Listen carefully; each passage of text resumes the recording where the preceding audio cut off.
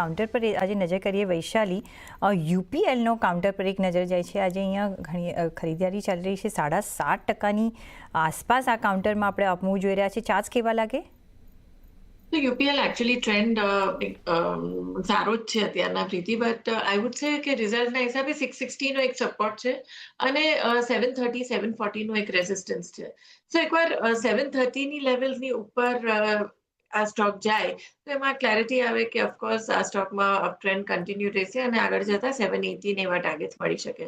સો four નાઉ 660 નો એક stop loss રાખીને hold કરવો જોઈએ. કે 660નો એક સ્ટોપ લોસ રાખીને આપણે હોલ્ડ કરીશું. નવી ખરીદારી કદાચ હમણાં નહીં કરીએ, 730ના લેવલની ઉપર જાય પછી મે બી આપણે ઇનિશિએટ કરી શકીએ છીએ, રાઈટ વૈશાલી? 60 ઓર નહીં તો પછી 730 પછી વધારે એડ કરી શકો. Okay fine. સો